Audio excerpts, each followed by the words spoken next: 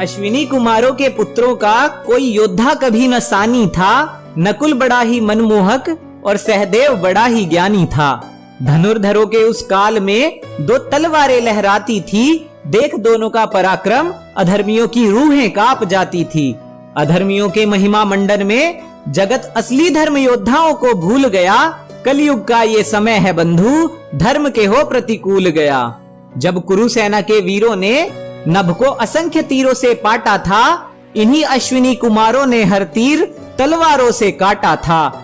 जब तीर खत्म होने पर योद्धा युद्ध भूमि से विमुख से हो जाते थे, नकुल सहदेव ही थे जो युद्ध भूमि में अपनी तलवारें लहराते थे।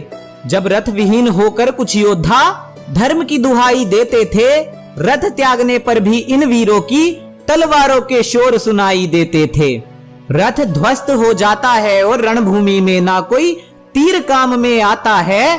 तलवारों से शीश काट दे शत्रु का, नकुल जैसा बस वीर ध्यान में आता है। अभिमन्यु का छल से वध करने हेतु जब योद्धा तनिक करते नहीं विचार थे, करुणामयी सहदेव ही थे जो रणभूमि में शत्रु का भी करते उपचार थे।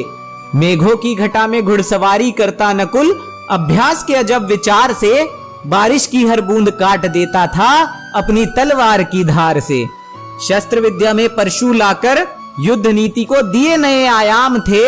युद्ध भूमि में परशु से लड़ने वाले केवल सहदेव और गुरु परशुराम थे। वचन के पक्के सहदेव अकेले 10-10 से टकराते थे।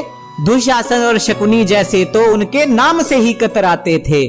अंतिम दिन तक रणभूमि में दोनों का पराक्रम जारी था। नकुल तो ऐसा योद्धा था जो मामा शल्य पर भी भारी था। इतिहास भूला है उस नकुल को जिसने पश्चिम में युद्ध बड़े घमासान किए। भीमसेन की प्रतिज्ञा की खातिर रणभूमि में दुशासन को प्राण दान दिए। राजसूय का जब हुआ समय तब सहदेव को दक्षिण जाना था। सहदेव का तुल्य सामर्थ्य तब चिरंजीवी विभीषण ने भी पहचाना था। बल बुद्धि और रण कौशल बस उसी योद्धा ने पाया है जिसने लक्ष्मण शत्रुघ्न या नकुल सहदेव के जैसे भाइयों की सेवा में समय बिताया है।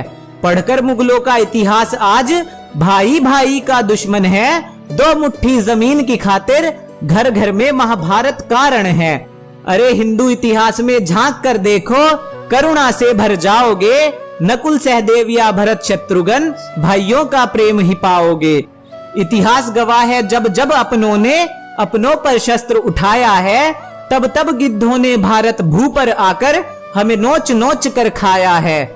जिस दिन सारा द्वेष त्याग कर हम भाई पांडव से बन जाएंगे, अमिट प्रेम की पराकाष्ठा से फिर से सतयुग ले आएंगे, फिर से सतयुग ले आएंगे।